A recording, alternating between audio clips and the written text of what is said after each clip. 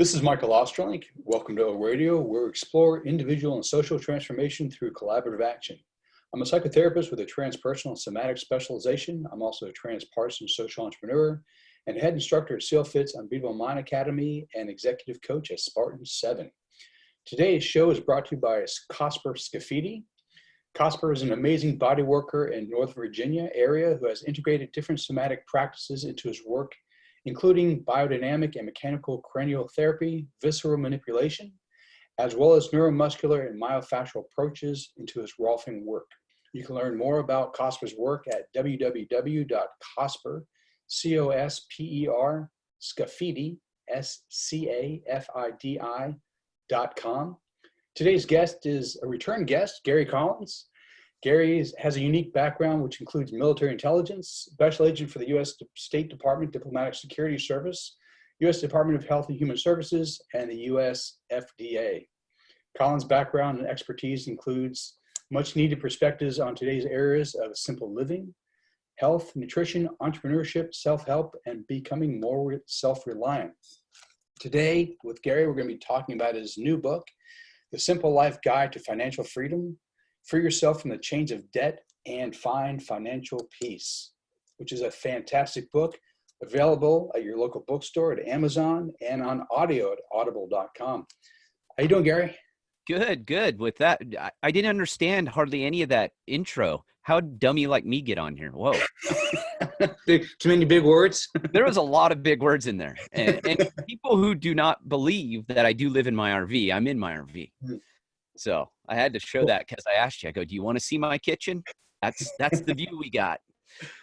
You know? Well, what's great about Gary, for anyone who unfortunately has not run across his work or listened to my previous interviews with you or listened to your interview with me, you've also written books about off-the-grid living. So one of our interviews where you were at your off-the-grid home in Washington State, we got a tour of that. You've written books on RV living, and you're obviously an example of that because you're in your RV, which is awesome. Maybe offline I'll explain some of those bigger words to you, but for now we have to break this stuff down. I mean, holy cow. I mean, I need someone to decipher your background. A little lost on that. Is it NASA? Do I send an email to NASA or who? Yeah, so I'll explain somatics and transpersonal at another time. But for now, we're going to talk about personal debt, and financial freedom. So before we kind of jump into specific aspects of your book where you talk about how we need to rethink weddings and buying cars and colleges, et cetera, you have your basic intention is money equals freedom. Yeah. And from that, we can kind of jump into various ways we spend our money, or in the way you might present it, misspend our money, which makes us slaves to certain things and limits our freedom. So talk to us a little about why you think and how you might express and explain money equals freedom. Yeah, and the reason I came up with that is some people don't understand. I am a believer in capitalism, true capitalism, which is you keep what you earn, and it is based upon free market, right? We don't have that, and we haven't had that for a very long time. So a lot of people either will vilify money, or, which today, unfortunately, in our consumerism society, most people think of it a way to acquire shiny objects. So we have this weird dichotomy today. You have people who pursue it for greed and power, politicians, big business, they're all tied together, and then you have the rest of us who basically feed that model by being consumers and, again, by buying shiny objects. So with this book, and I do it all in basic math because A, I'm a dummy, but B, that's all you need. I wanted to prove a point that you do not have to be a mathematical genius to figure this stuff out. It's not that complicated. And when people look at money, we just have this skewed view towards it. You have to look at money as freedom. The more money you have, the more potential for freedom you have. The more freedom you have, the less money it takes to maintain that level of freedom. And what I mean by that, because people will go, well, that just sounds like you talked in a big circle. Not really. And the example I use is in the book of, say you just graduated from college, you have your first job, you're getting ready to buy a house or you've bought your house and you have these student loans. Well, we're taught you must go up the ladder, right? You must go up the career path. You must make more money. And I'm all, no, not necessarily. You can actually gain more freedom by gaining more money by paying off the debt. So the student loans, as you pay them off, you haven't made any more money, but you've given yourself a raise because by the time you pay off that debt, you now have an extra $500, $600, $700, whatever it is a month that you didn't have before. So now technically you haven't earned more, but you have more freedom. So you could actually drop down in earnings, still make more than you did previously. Thus, that's how you maintain, or you have the more freedom you have, which is again tied, the less money it takes to maintain that. Does it make sense? I mean, because Yeah, few people got a little baffled on that and they went, what in the world do you mean by that? I go, and that's a good example. And that's why I'm glad they bring that question up, because that's part of the system. The grid masters, as I like to call them, they want you to think this way. They don't want you to put those pieces together. well, what's interesting is if someone read your book before they got into debt, it's a great roadmap to think about how not to get into debt and become a Yeah. slave to the grid system, the grid master system, the corporate state, as I like to refer to them. Mm-hmm. But not everyone's there. Majority of people at some degree have some degree of debt. And what I hear you saying is like, okay, you have some debt. There are things you can do to reduce your debt towards zero, increase your income by not increasing the amount of work you do, but by not having the debt that you're paying off every month. That's more money you have in your wallet, basically. Well, in recognizing that debt and how the system perpetuates it, our financial system, our crony capitalistic system, it's all built upon, again, consumerism. And it's no secret. You watch any program, 70% of our economy is based on us basically consuming most of the things we really don't need, Yeah. beyond, food, shelter, and basically basic health. I mean, that's what you And truly, books and books. and books, good books. And books are cheap. And that's what I always tell people. I go, one of the greatest ways to learn, which in the new book I talk about, is books are dirt cheap. I mean, they can change your life for 10, 15 bucks, what a great way. And that's why I'm a big believer in reading. I always have been, and continuing to educate yourself. And that's why I wrote this book too. And I wrote it very, very differently than the typical personal finance books out there. There's no book like this one out there. I'm not patting myself on the shoulder because it's a terrible move, because it's off on its own world. And as a writer, you never want to do that. But it had to be written this way to make sense and to drive home a point that we don't have an earning problem in this country. We have plenty of money. And people go, oh, you're saying the poor in this country is the richest 1% in the world. I mean, I've been around the world. I've seen terrible, terrible poverty. I've seen people who do not have free will, freedom of choice. It's not good. We have it far better than that. Our poorest have every opportunity to live a life of abundance. And in most cases, our poor do live a life of abundance. Now, does that mean that, I'm being unfair in that type of, model? No, what I'm saying is we all have the opportunity here to do better. And I do it by math. I say addition, subtraction, multiplication, division. That's all you need. That's all I'm going to use in this book. Simple formulas. And so I wanted to take people through from very young age to an older age to show how much money this consumer lifestyle and the life you've been told to live that does not make you happy. The proof is in the pudding, that it's done on purpose. But the main thing is you do it to yourself. I think it'd be helpful to contextualize our conversation in your larger picture, which you lay out in your various books, because it's not just about let's reduce consumer debt so we can get more consumer debt. Yeah. You have a book on minimalism and simplicity. You have books on health. So it's about, from what I understand from reading your work and having conversations with you, it's about lifestyle design, creating a life that's meaningful to you, that's independent of this master grid, corporate state consumer system, which requires one to be, it doesn't require, but, necessitates really health, mental health, emotional health, spiritual health. And part of that process is pretty much, getting yourself out of this system of debt. So Yeah. let's walk through some of the areas that you talk about in your book. Mhm. Food, eating out, which blow, you know, man, it makes me have to do a lot of self-reflection, because I've read your book and I've listened to it a few times. Every time I'm like, damn, do I really want to listen to that section again with all the food I eat out and coffees I get? I don't drink coffee this month. I'm off coffee, but I'm Oh, like, why would damn, you do that?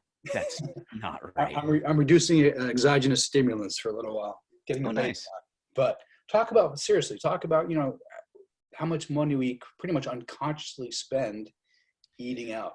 Well, in our health in the three-legged stool, let's take a quick step back a little bit, because Please, what I'm please. teaching is what I teach is your personal journey to freedom and happiness. That's what I'm teaching, and people go, "Well, what makes you the expert?" Well, I've teach other people to do it, and I've done it. Everything I teach, I've done. I do. There's no BS. There's no smoke screens. You know, that's not how I write. These aren't research books. Some of it is, but it's based upon my experience of breaking out over a decade ago, right around a decade, when I left the government and I decided I was going to live the life I want to live. I'd drawn my line in the sand. I said, enough's enough. This is not working. I pursued the American dream. I did exactly as I was told. It's not working. So that's where it comes from. That's the root of it. And I have a pretty extensive background in health. I've been in health and athletics for over 4 decades. That's what I really know. And I had a health company once I left the government, and that's why health is the first leg of the three-legged stool of the simple life. It's health, financial freedom by being debt free, and finding your life purpose. Well, everything revolves off health, and we're the only animal on the planet that doesn't know how to eat to survive and thrive. Yeah, good Let point. that sink in. Yeah, good, The excellent. only animal on this planet that is so clueless and so lost, we have no basic understanding of what to eat and how to move. How does that even happen? If breathing wasn't an automatic physiological response, half the population would be dead. Yeah, I mean, I'm not being a jerk. We have lost our mind. it'd be a multi-billion-dollar industry of teaching us how to breathe. Yeah, exactly. And there would be all kinds of Keto courses. breath, the paleo breath, the vegetarian breath, you know, all kinds of Yeah, variation of breath. yeah, exactly. Oh, I've seen courses on breathing. Well, that's actually legitimate because, you know, in the yogic traditions, you know, there are Exactly. breath But practices. no, I've seen derivatives of that are literally how to breathe, and I'm all, I need a course on that. Not yoga. It was just someone teaching you how to breathe. I I kid you understand. not. Yeah. Crazy. Um, and so with that, that's, and I had always taught with my clients, because the first excuse I would get was, I can't afford to be healthy. I can't afford to eat healthy. Or what would follow is, I don't eat like the average American. And I'm looking at them going, you look like the average American, so something's wrong. Maybe Yeah. we missed something here. Yeah. And health is the biggest kind of, it's not my fault and a ton of excuses category. I Mhm. mean, it never ends. People will give every excuse to not be healthy I've ever heard. And so with that, I had to do it monetarily because it all fit together. People would say, I don't have enough time to be healthy. I don't do what everyone else does. And, it was always, there was always a multitude, but it always fit within that three-legged stool a bit. And so I went, let's diffuse this money thing, Mhm. because that is the biggest load of crap I've ever heard. And 99% of the general population to this day believes it's more expensive to live a healthy lifestyle than it is just to be the average American. No, it's not. It is far cheaper to be healthy. And I did it by math, and Yep. I've proven it costs you about a third to eat healthy and live a healthy lifestyle. And that's being generous. We're not talking about long-term care, shortening of life, unproductive in work, in whatever you do, bad relationships, even divorce. I mean, divorce, the number one category is money. Well, I guarantee right behind that's health, which intertwines with money. They kind of go together. Because I'll tell you what, when you're unhealthy, you're cranky. I Yeah. know. I've been there. Yeah. Yeah. You're not nice to be around at times if you don't feel good. Well, guess what? Most people who feel good are usually happy. I'll be honest with you. but it's not perfect. And what's really interesting about not feeling good is most people don't even, it's their norm. They don't Yeah. even know that they're not feeling well. That, it's because I've worked with people and I put them on, I'll have them go on like a 30-day cleansing diet where they remove lots of stuff and they feel for the first time the difference between how they normally feel, which is like crap or like shit, and they feel pretty good. And they start reintroducing the foods that that they took away from their diet, and they're like, wow, now I feel like cognitive decline and fogginess and achy bones and achy joints. And now I realize for the first time I've lived that way majority of my life, uncomfortable in my own body. Well, and that's the thing is, don't get me wrong, it is our fault, but also we've been brainwashed. We have decades of false health. I mean, the food pyramid is the biggest load of shit we've ever been put upon us. And then it costs $2 million to turn the pyramid into a plate. Yeah. That's how much it cost the government cost to change that pyramid to a plate. It was $2 million. I looked it up when they did it to see how much it cost. And it's the same thing. They're in bed with the pharmaceutical, drug industry, health industry, and also the food industry. They're all in cahoots. And I hate to be the conspiracy guy, but guys, I worked there. I was on the inside. I watched it happen. You worked for the USDA. Yep. Yeah. FDA, and FDA. Yeah. And, I worked, it was maddening at times to see what was going on. And to me, once I kind of realized, because I was on the wrong health path too, even though I was healthier than most Americans, I was doing it wrong.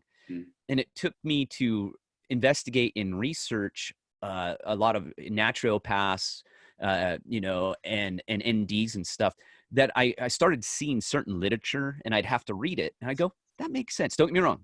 There's hucksters everywhere. Don't get me wrong. The natural world has just as many hucksters as the modern medicine, Western medicine. They're all over the place. Health is a place for pure snake oil salesmen. Yeah. They all find it. They love going there. And I call them the false prophets. Yeah, right. Which is something I introduce a lot more in the Simple Life Guide to Decluttering Your Life. And the new book, I really get into it. That's not out yet. Tease. Yeah, and exactly. And not to pick on Oprah Winfrey, but I call it the Oprah Winfrey effect. She is, millions of people have gone to Oprah Winfrey, bought a bunch of her products, made her even richer, which she doesn't even need the money, which makes it even sicker to me. Bizarre, right? Why Oprah has to get involved in health, I have no idea, besides to make money, because she's never been able to maintain her health or her weight. Why are you getting advice from Oprah on weight loss and health? She's not an expert. She has no background in it. She's never been able to maintain any of it. Now, you want to go to her to create a media empire? Yeah, you probably want to go to Oprah. I'd go to Oprah for her. And I've met her. She's a nice lady, from what I can tell. But I'm saying the false prophets, we have, and I researched it more because I'm all, why do we do this so much? And you find it in the health world a lot, that people will follow people and not even dig into their background, read their books, try and figure out what experience do these guys have in health. And for a while, and it still happens part today, but about 10 years ago when blogging became real popular, there was a lot of real popular health blogs that were getting hundreds of thousands of hits a day, some of them. Wow. These people, I dug into some of them, literally zero background in health. They had lost 5 pounds. They had gained 10 pounds. They had really cute pictures of recipes. And I got in trouble for it because I called some of them out. I went, hey, I don't even call myself a health expert. And I got decades of, I just started. I was all, oh no, I feel a little uncomfortable. Literally, these people had zero, nothing. Some of them never even done an athletic event. I was like, what are we doing? Right. And they had hundreds of thousands of followers. So I dug into the psychology of it a little bit. And what I had found is most people follow false prophets because it's a scapegoat. If you fail following a false prophet, it kind of takes it takes it off you and self-responsibility, because you just go, it didn't work. And what they do is they jump to the next false prophet. Yeah, right. And we see this a lot in health. It's jumping from fad to fad, next miracle cure to next miracle cure. And no one ever wins in that. If anything, especially diets, they actually ruin your metabolism eventually. If you keep doing yo-yo diets and doing extreme diets, the science and literature has proven that it ruins your metabolism, actually slows it down even more than if you just ate the crappy diet that you were eating before. So that doesn't mean keep doing that. But on the health side, there's so much involved for you. It's why would you not treat your health as number one priority? Yeah. Why would you chase false profits? And for me, and we've talked about this, the alarming thing is we're not just losing the battle.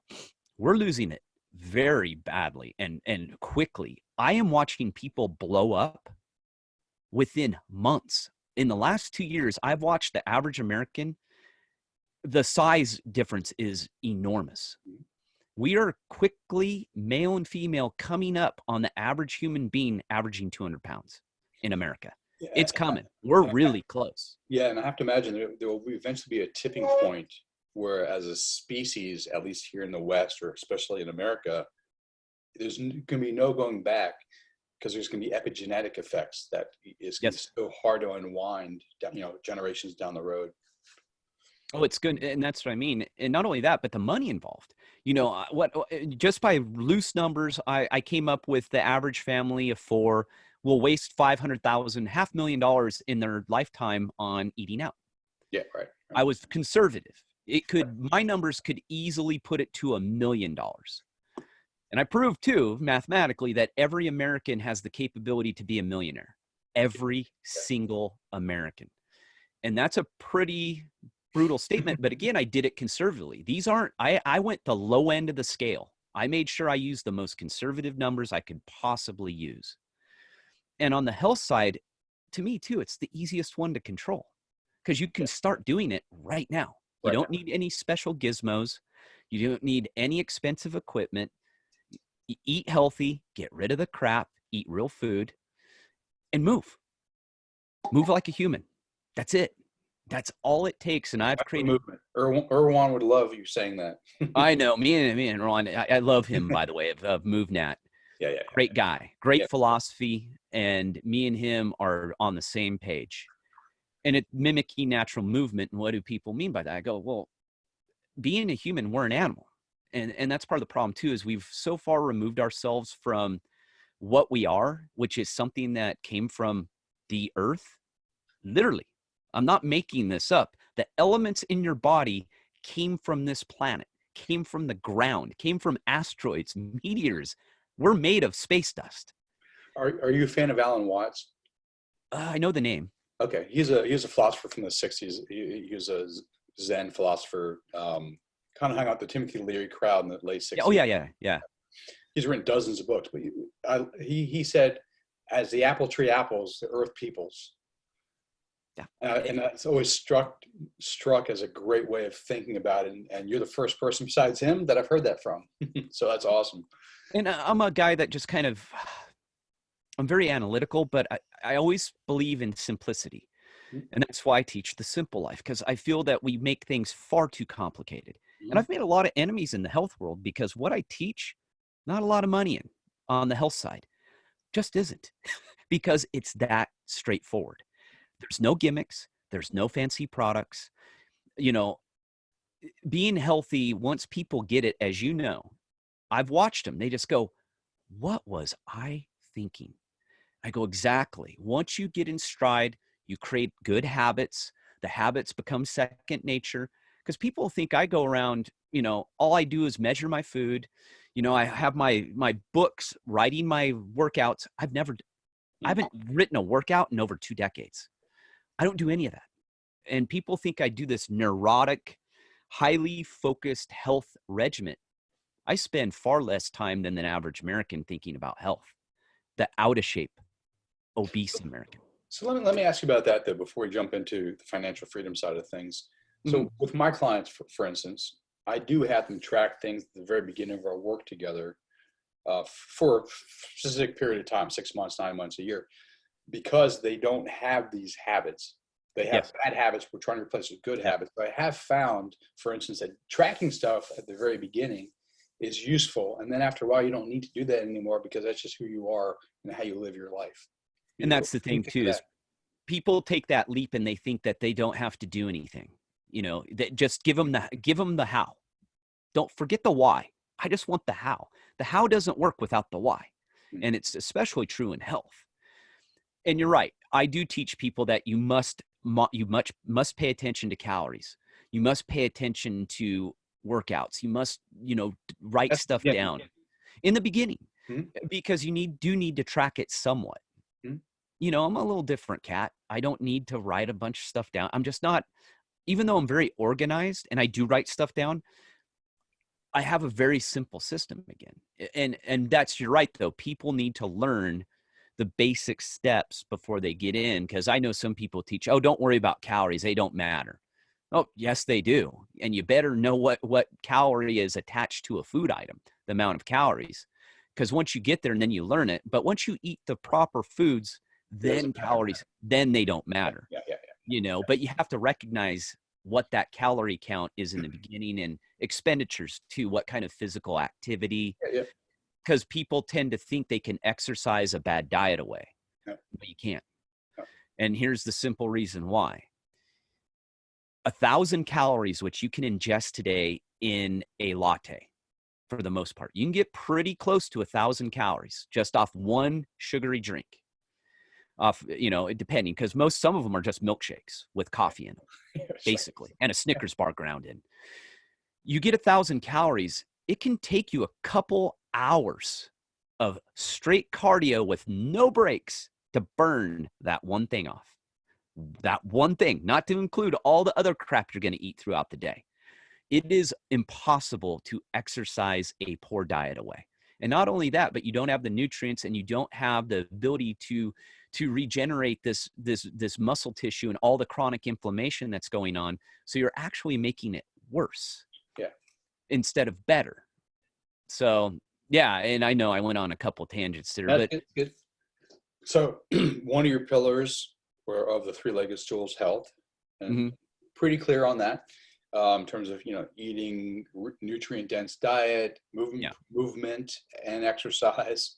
Very cool. Obviously, sleep would be part of that as well. Very important part of our health continuum. yep, Talk to us now.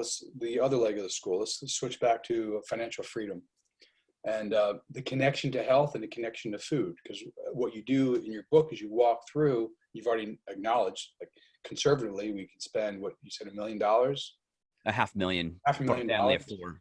Yeah, eating out obviously, unless you're going to like an organic restaurant, exactly what they're producing, how they're making the food.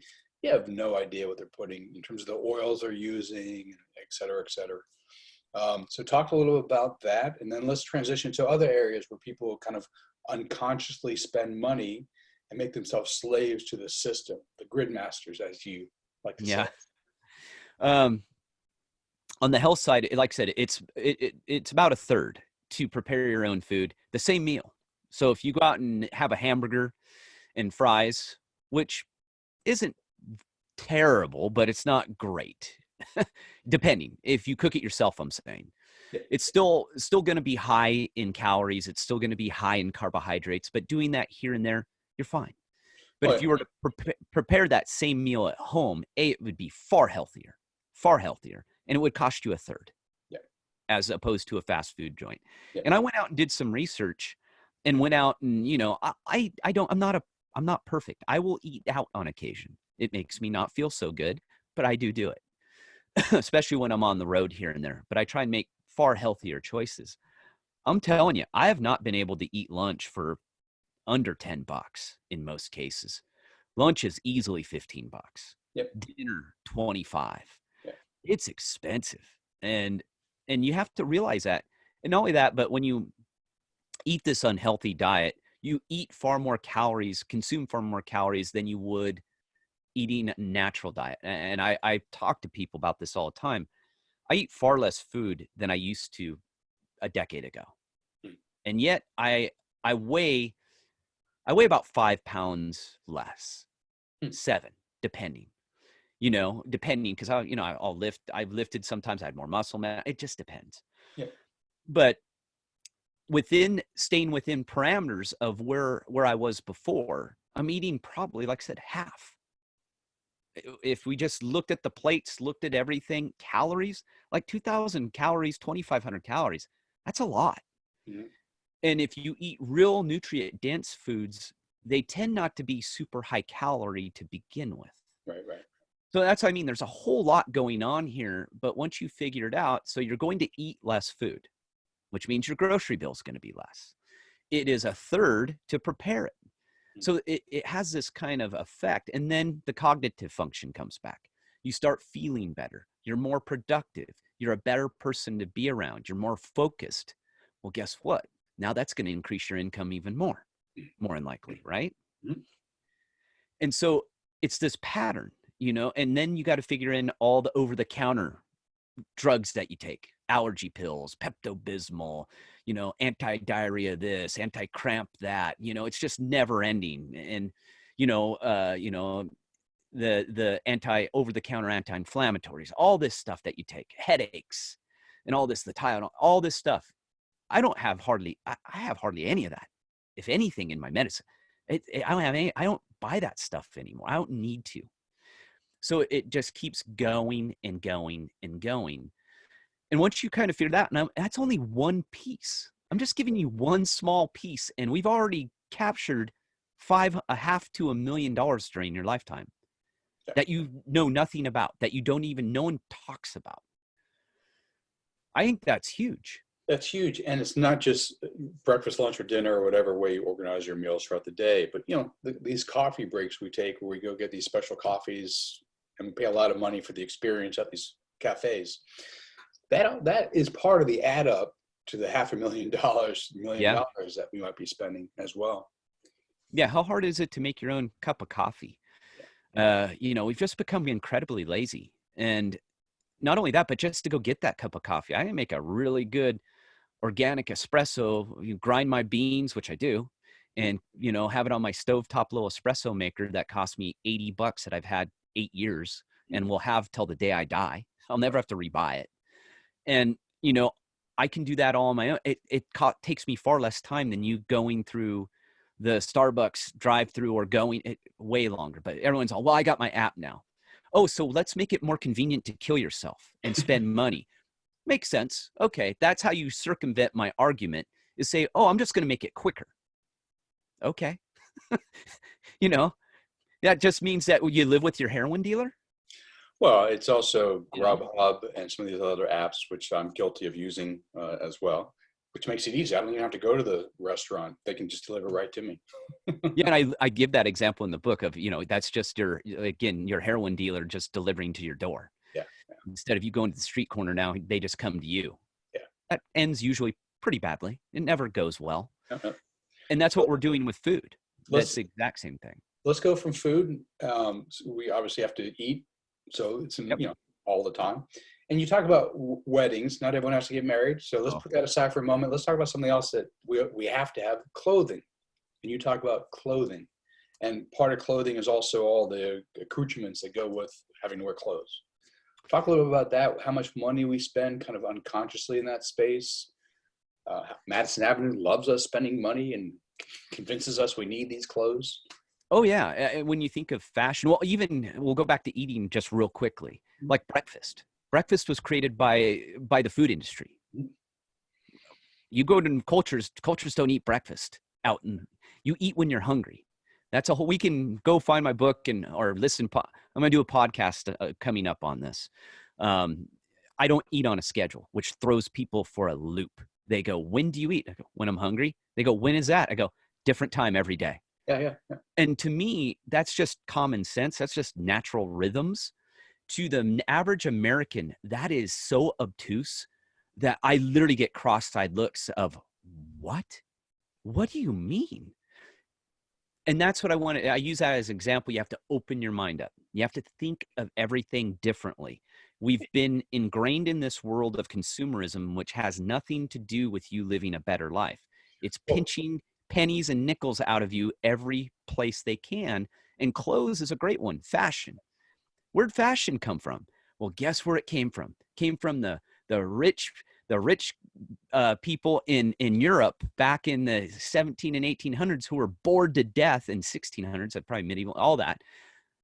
When kings and queens were around, I guess they still are in some places, but technically, but they were bored, and that's where fashion created. They'd have parties and they would play dress up.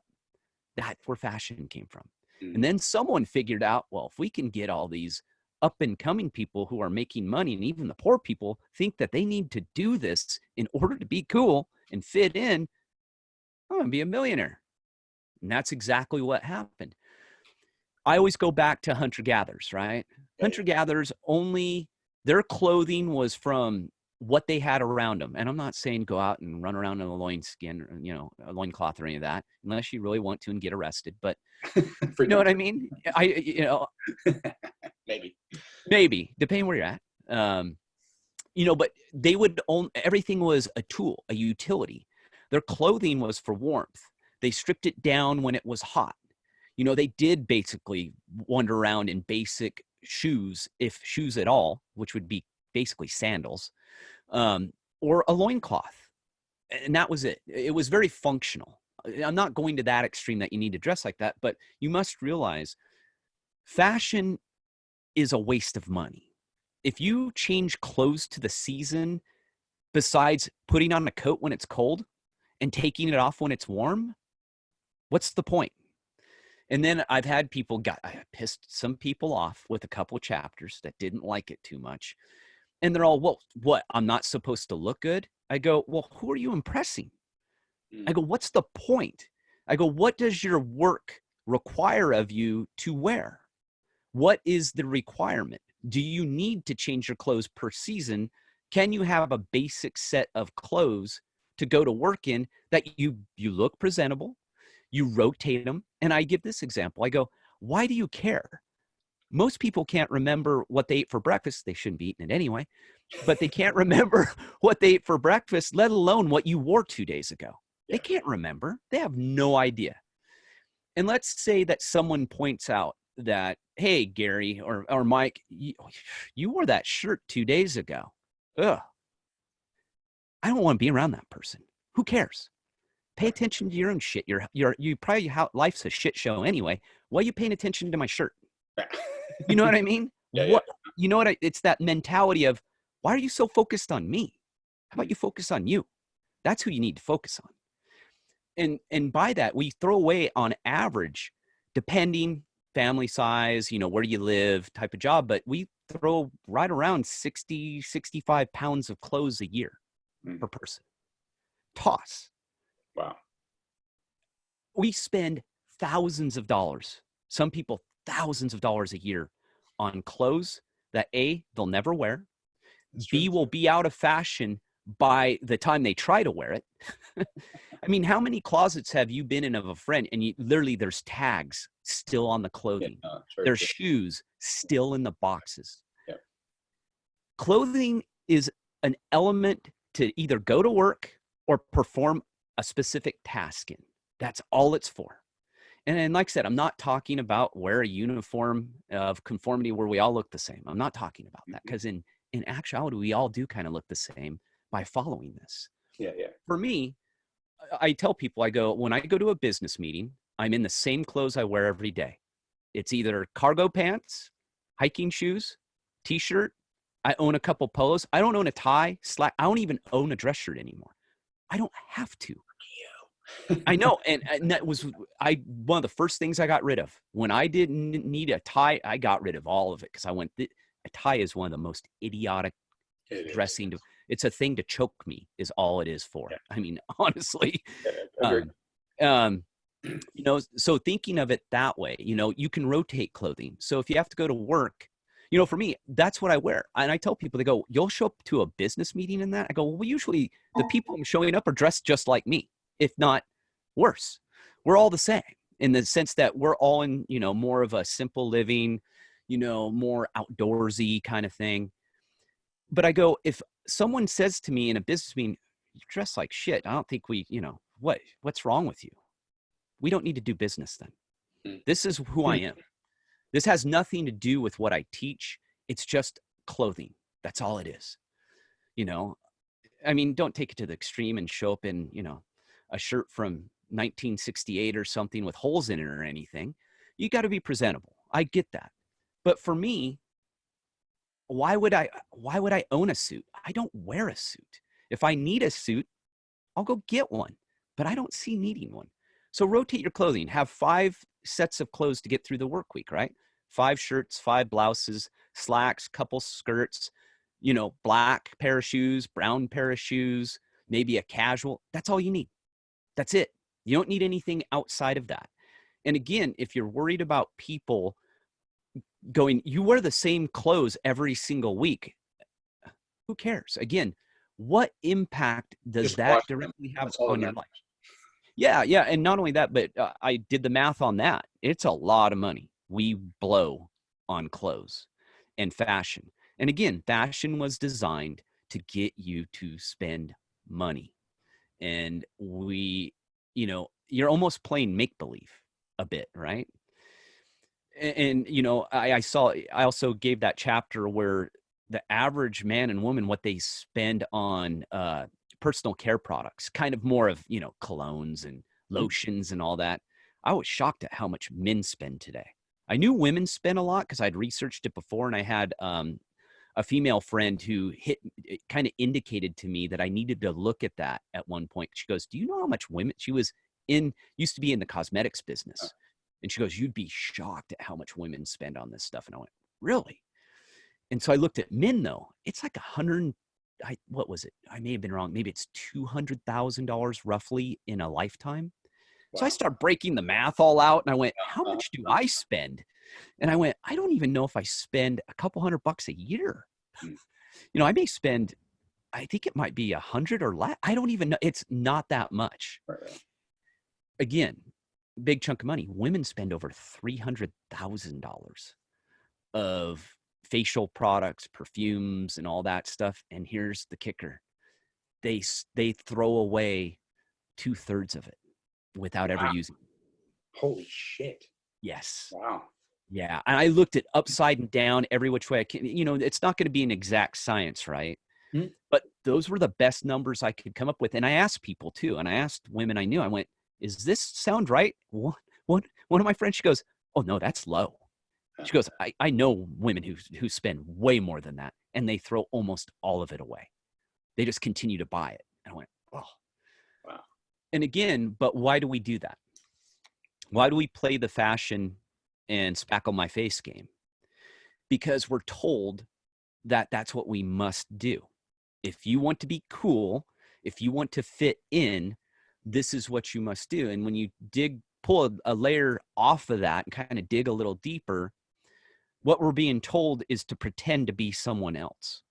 It's actually really interesting because the message is you're not enough, Yes, and it doesn't work. So you're still not enough. So you need to do the next thing, whatever the next thing that comes out. So it's really a never ending cycle. exactly. Yeah. And it's a hard balance because people go, "Why? I'm not as lucky as you. I can't just roll around in my workout clothes all day." And I go, I get that.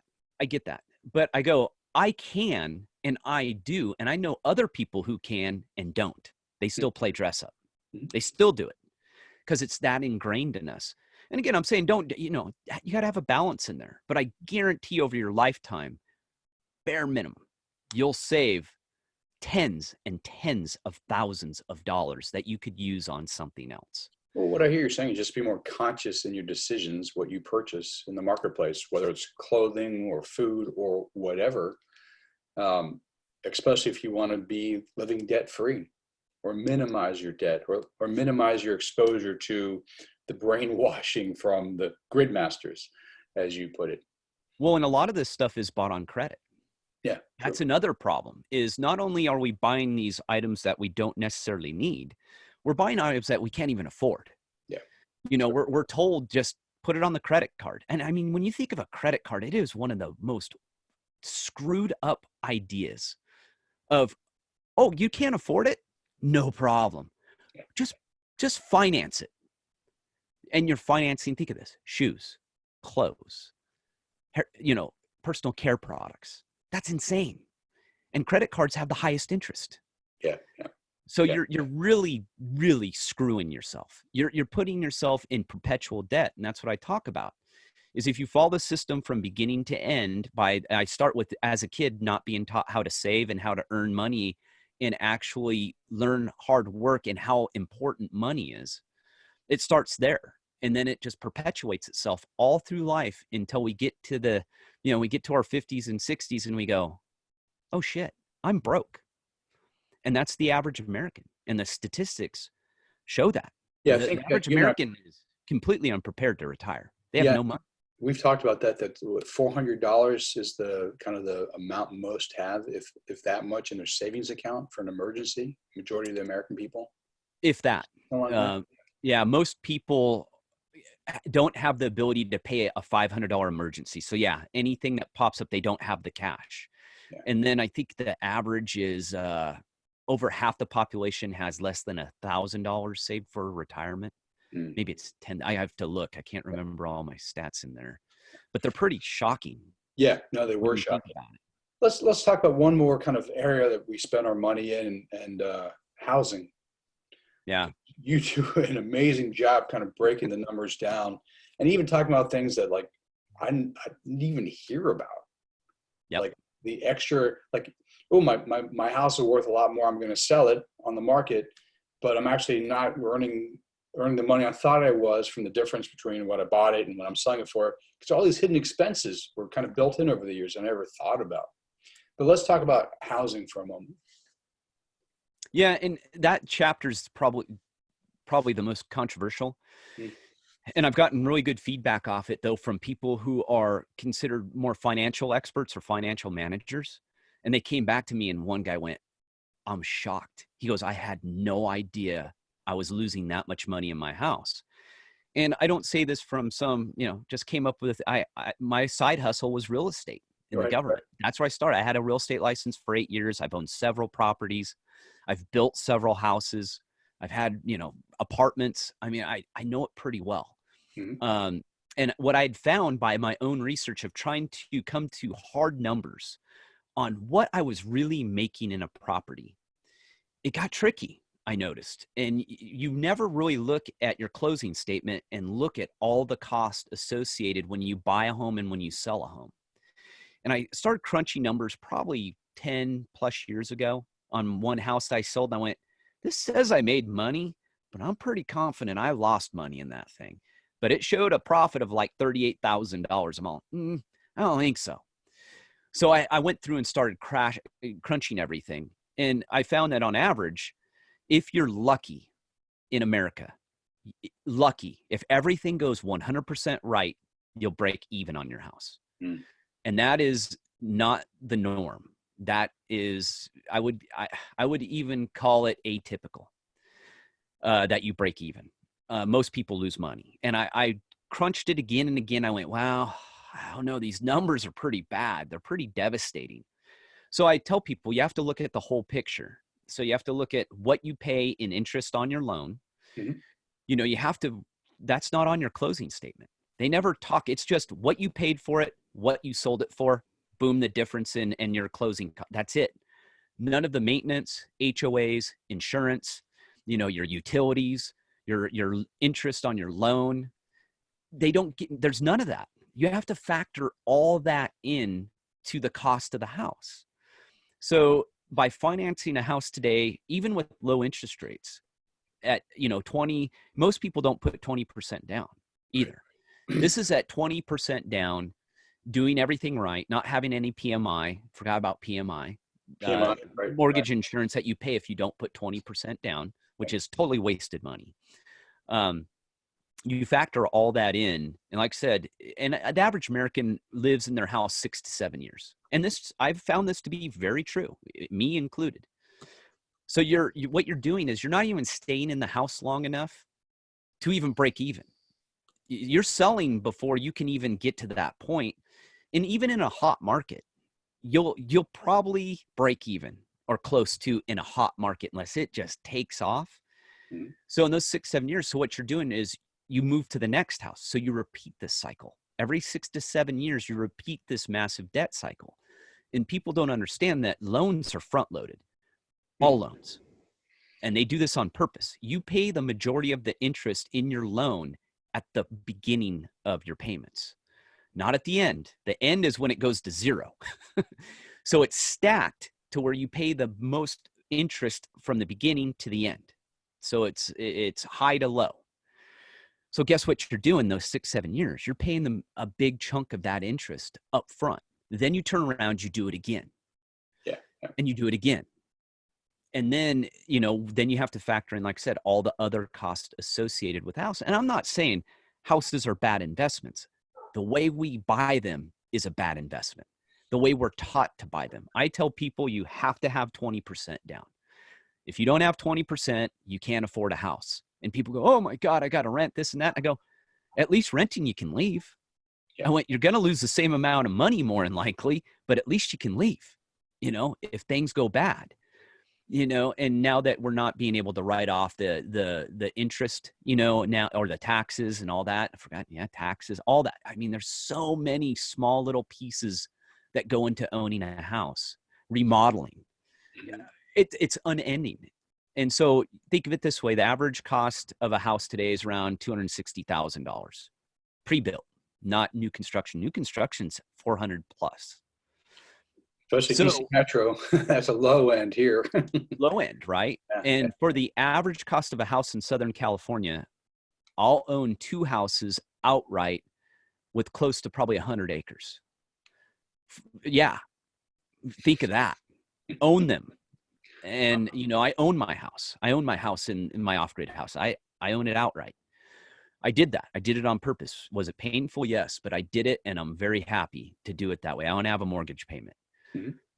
And, understand, so that $260,000 house, you just got to double it. It's going to cost you $520,000 is the easiest math to do. Mm-hmm. In the end. That's how much that house will cost you. So that means you got to sell it for over $520,000 when you go to sell to break even. No one talks about this. The financial industry is incredibly smart at taking our money.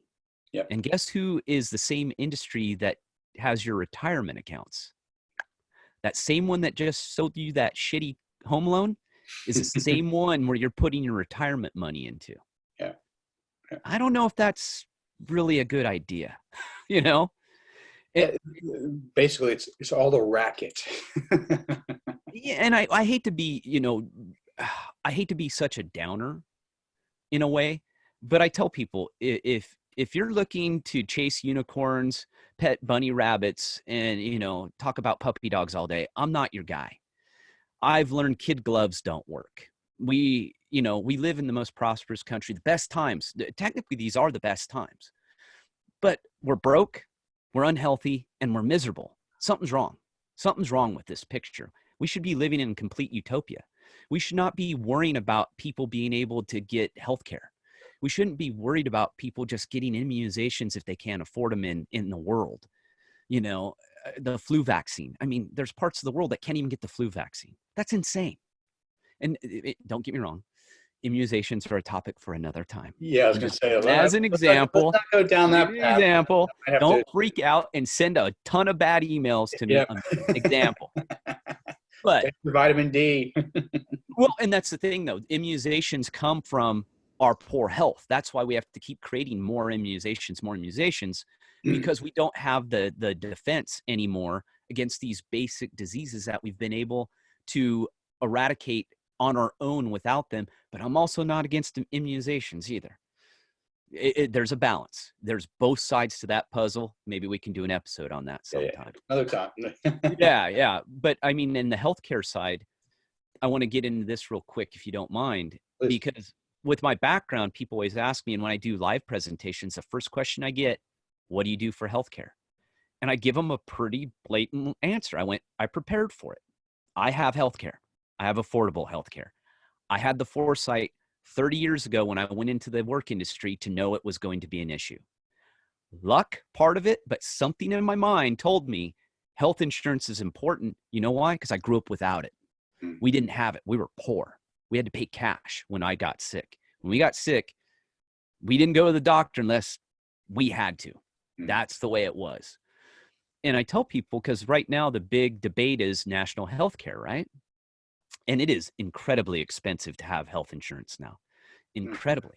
And I go, but you have to look at it. Is there some factors of greed and manipulation? Absolutely, hands down. But you can't have national health care with our status of health today. It is financially impossible. We are so sick. We are so obese. We are so overweight that there is no way, without just stripping the money from us, we would have to, I mean, the amount it would cost each citizen who has the ability to pay for it, you can't do it. So again, the responsibility falls upon ourselves to take our health in our hands. It's my body, mine. Why am I waiting for someone else to tell me what to eat, to tell me how to exercise, to tell me what to do, to tell me that I need to take this prescription that's going to make me blind and give me chronic diarrhea, to say the least? You know what I mean? Oh yeah. Why am I doing that? It's me.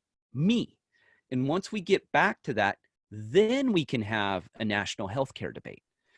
You can't have a national healthcare debate when the institution is sick, but the cause is just as sick to us, right? And that's where I get a little frustrated with people, and I try not to be, because I get it. You know, health is a complicated issue right now. Too. So let me ask you this. Sure. Where can people find the Simple Life Guide to Financial Freedom? Free yourself from the chains of debt and find financial peace. Oh, don't worry about that. I got a couple more tangents going. No, I get pretty passionate about this stuff. It's just because, to me, once you have the right information, that's the critical thing. Get the right information from the right people. I'm not saying you need to come to me. There's a lot of good books out there. There's a lot of smart people, but find the right people, learn, and then take it upon yourself. You can find all that in all my books. See how I did that? Okay. Yeah, that's good.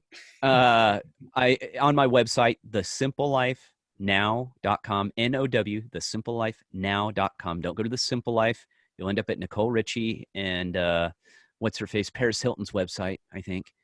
Forgot about that one. But I sell everything on my website. You can also get it at Amazon. My books are everywhere. You can find them. Can you name a couple of your books besides this Guide to Financial Freedom? Well, I didn't write it. Not kidding.